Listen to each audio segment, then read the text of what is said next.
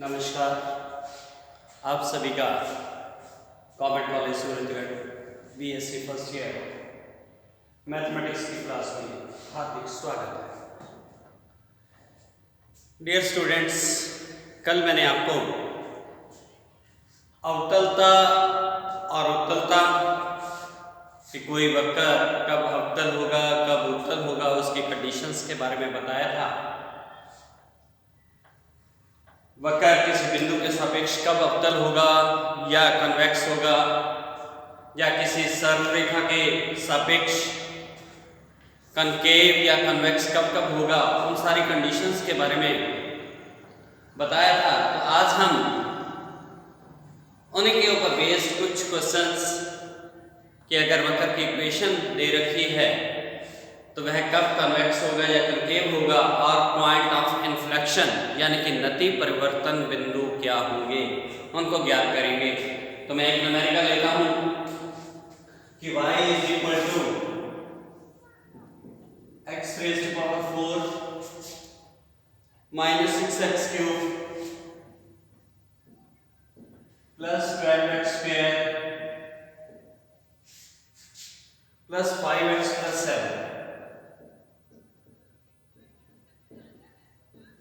एक वक्र की इक्वेशन दे रखी है, कहते हैं find the ranges of x in which the curve is concave upward or downward, also find the point of inflection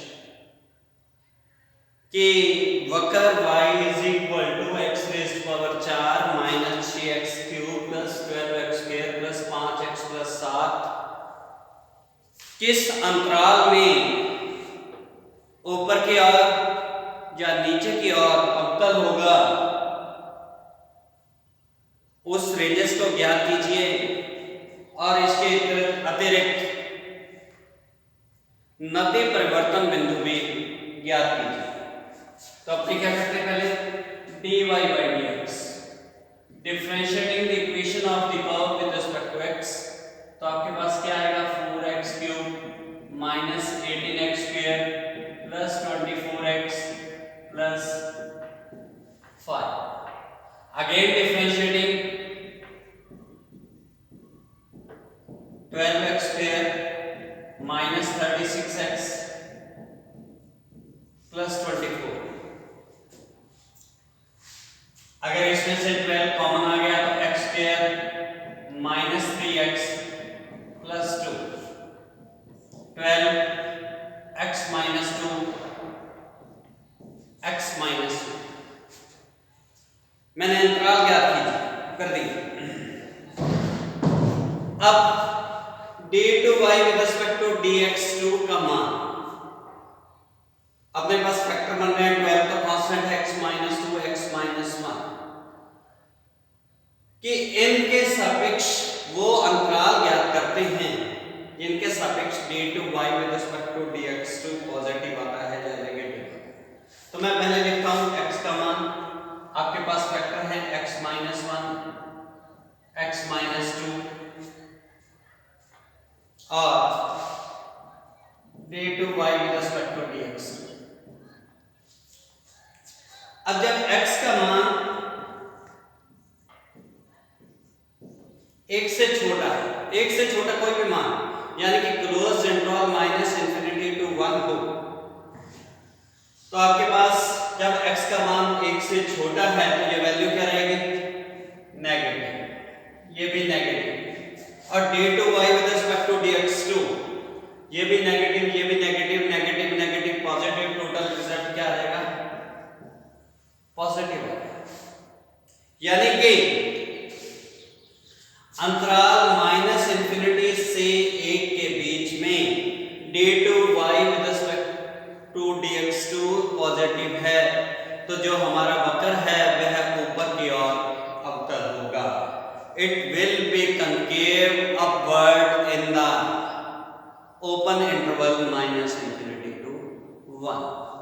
अब यदि x का मान 1 हो जाए तो x माइनस 1 क्या आ जाएगा, 0, ये नेगेटिव हो जाएगा और d2y with respect to dx2 ये 0 हो जाएगा। और अपने जानते हैं कि जब d2y with respect to dx2 शून्य हो जाए तो उस बिंदु को हम क्या कहते हैं, नति परिवर्तन बिंदु। जब x का मान 1 होगा तो y का मान आप ऊपर से कैलकुलेट कर सकते हैं। इसी प्रकार से जब x का मान 1 से बड़ा 2 से छोटा होगा, जब 1 से बड़ा होगा तो x माइनस 1 क्या रहेगा, पॉजिटिव। x माइनस 2 कितना रहेगा, नेगेटिव, क्योंकि x का मान 2 से बड़ा है 1 से छोटा है, 1 से बड़ा है 2 से छोटा है, तो ये चीज क्या रहेगी, पॉजिटिव हो जाएगी, और ये चीज नेगेटिव हो जाएगी, तो पॉजिटिव इंटू नेगेटिव नेगेटिव। तो अपने पास क्या रहेगा रिजल्ट, नेगेटिव रहेगा। तो जो कण होगा वो नीचे की ओर अवतल होगा, that is when x lies between the closed interval 1 to 2, the curve will be concave downward direction, in the downward direction। when x is equal to 2 तो आपके पास क्या होगा, x माइनस 1 आपका मान 2 से बड़ा है, 2 है तो 2 माइनस 1 पॉजिटिव रहेगा, 2 माइनस 2 0 रहेगा, तो ये भी 0 हो जाएगा। तो d2y with respect to dx2 x is equal to 2 पर कितना आ गया, 0 आ गया। तो इसलिए x is equal to 2 पर y का मान ज्ञात कर लीजिए। तो ये जो बिंदु x, y आएगा वो फिर से मेरा पॉइंट ऑफ इन्फ्लेक्शन होगा, यानी कि नति परिवर्तन बिंदु। और अब जब x का मान 2 से बड़ा हो जाएगा अप टू इंफिनिटी और x इज ग्रेटर देन 2, तो ये क्या आ जाएगा, पॉजिटिव पॉजिटिव पॉजिटिव। तो फिर से d2y with respect to dx2 आपके पास पॉजिटिव आया, तो जब d2y with respect to dx2 positive होगा तो जो वक्र है वो फिर से अंतराल 2, इंफिनिटी पर क्या होगा, कनकेव होगा। तो इसलिए अपने कह सकते हैं कि when x is less than 1 d2y with respect to dx2 is positive, therefore in the interval minus infinity to 1 वक्र ऊपर की ओर अवतल है।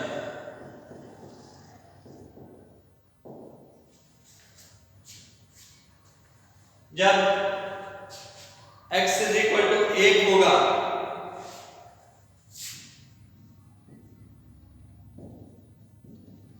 d2y with respect to dx2 0 हो जाएगा, तो ये नति परिवर्तन बिंदु होगा।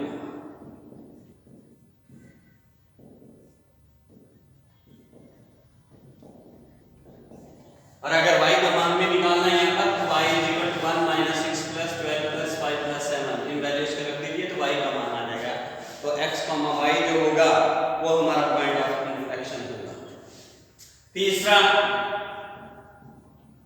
when x is greater than 1, that is d2y with respect to dx2, इसका मान कितना बना है, नेगेटिव आई।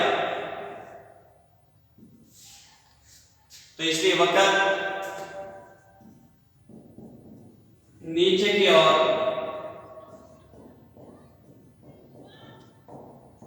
अवतल है।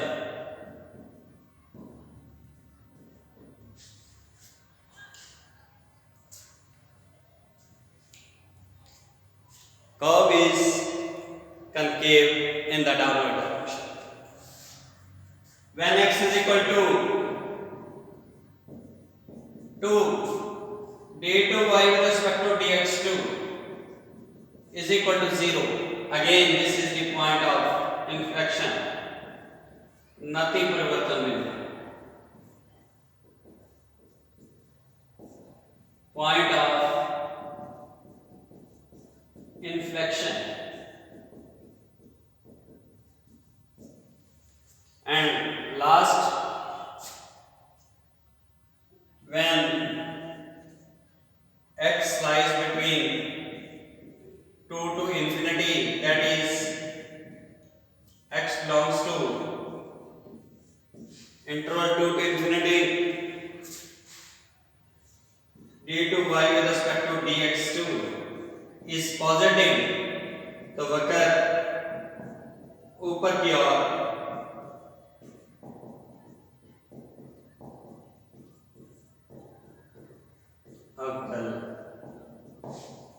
तो इस प्रकार से कि अगर हमें रेंज ज्ञात करनी हो, जबकि वक्र की इक्वेशन दे रखी है कि वह कब ऊपर की ओर और कब नीचे की ओर अवतल है या उत्तल है, तो उसके अकॉर्डिंग आप उस वक्र को d to y with respect to dx2 calculate करते हुए उसकी कन्वेक्सिटी या कनकेविटी बता सकते हैं।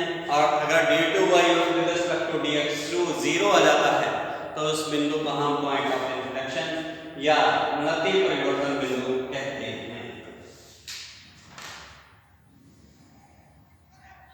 नेक्स्ट,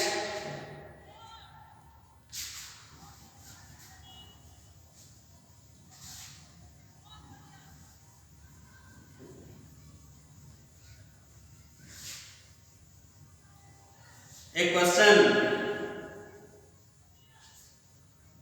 अपने लेते हैं जिसमें वक्र की इक्वेशन दे रखी है आपको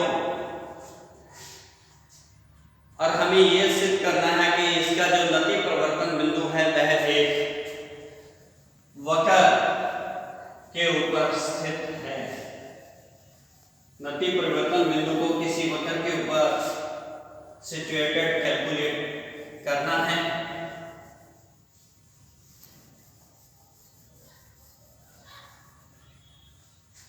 क्वेश्चन है y square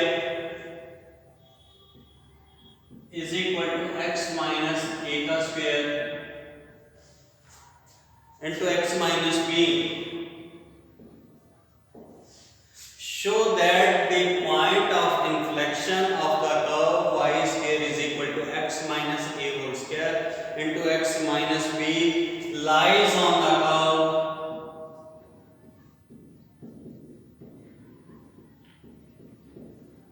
3x plus a is equal to b। कहता है कि सिद्ध कीजिए कि वक्र y square is equal to x minus a का square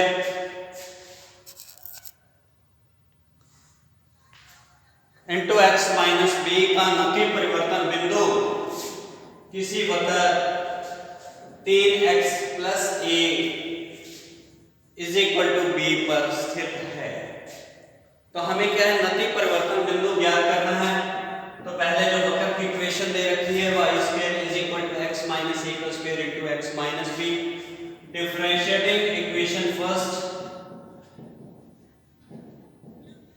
with respect to x, तो आपके पास क्या आएगा 2y dy by dx is equal to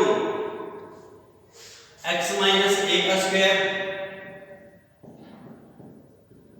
का differential 2 into x minus a plus x minus b का 1 हो गया, तो ये आ गया आपके पास x माइनस a कॉमन, बाकी आपके पास बना 3x minus a minus 2b, तो dy by dx x minus a 3x minus a minus 2b upon 2y that is x minus a root x minus b, तो ये आपके पास आ गया 1/2 3x minus a minus 2b upon minus D Y by D X का मान आपने calculate कर लिया। अब नति परिवर्तन बिंदु ज्ञात करना है, तो again differentiating with respect to x, d2 y with respect to dx2, तो आपके पास क्या बनेगा 1/2 एज इट इज, डिनोमिनेटर का square x minus b into 3, numerator का डिफरेंशिएशन माइनस डिनोमिनेटर का डिफरेंशिएशन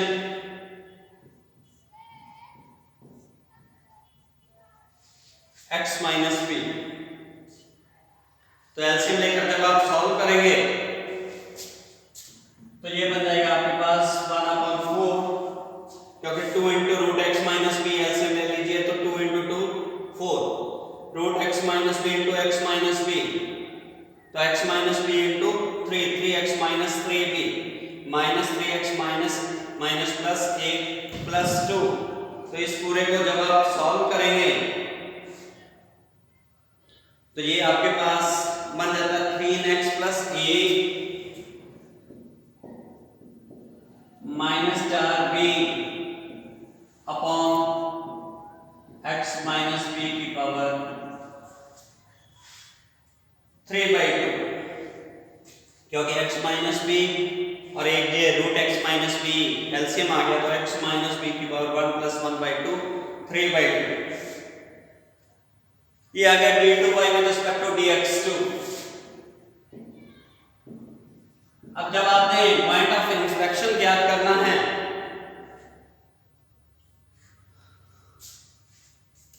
पहले फॉर पॉइंट ऑफ इंफ्लेक्शन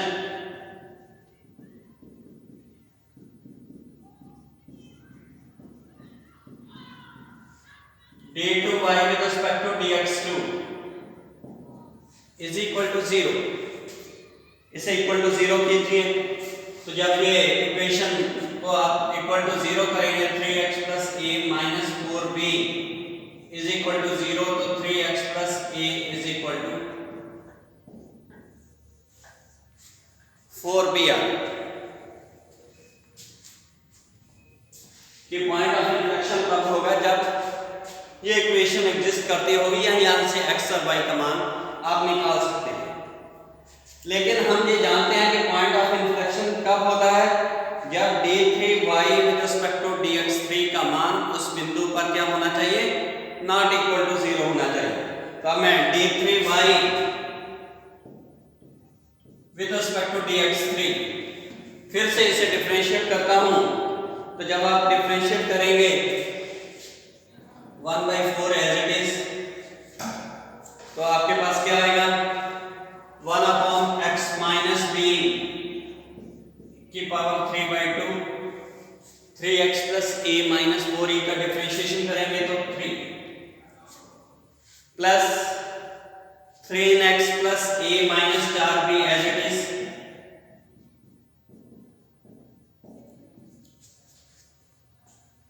और x माइनस b की पावर 3/2 माइनस 3/2 का जब आप डिफरेंशिएशन करेंगे तो वो कितना आ जाएगा 3/2 x माइनस b की पावर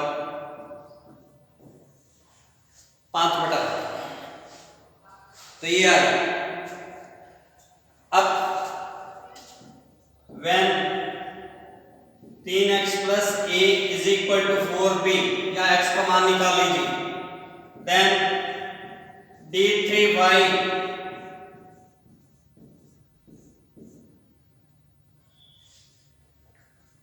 का मान क्या हो जाएगा।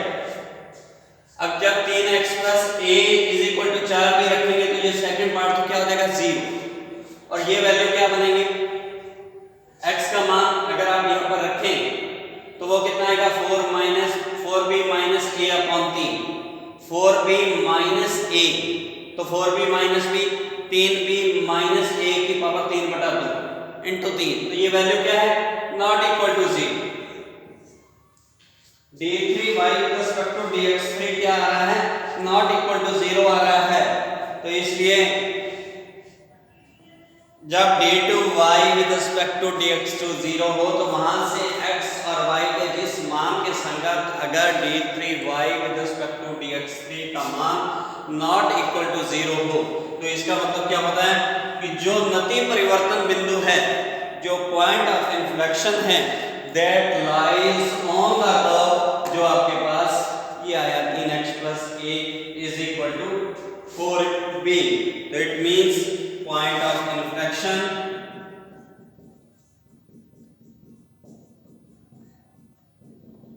lies on the curve 3x plus a is equal to 4b।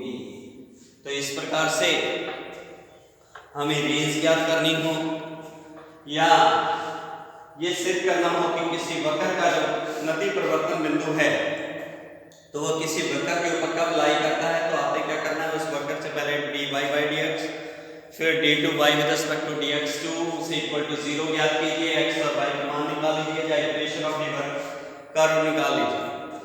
अब उसके संगत d3y with respect to dx3 का मान निकालिए।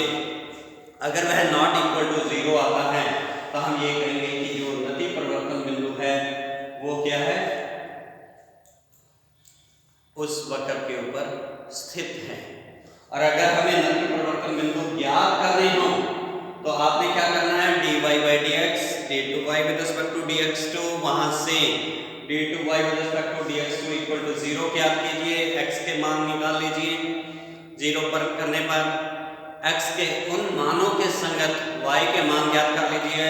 तो वहां से आपके पास भिन्न भिन्न points x1, y1, x2, y2 आ जाएंगे। अब उसके बाद d3y with respect to dx3 उन बिंदुओं पर ज्ञात कीजिए, और अगर d3y with respect to dx3 का मान नॉट इक्वल टू 0 आ जाता है तो वो सभी बिंदु जो होंगे वो नति परिवर्तन बिंदु होंगे।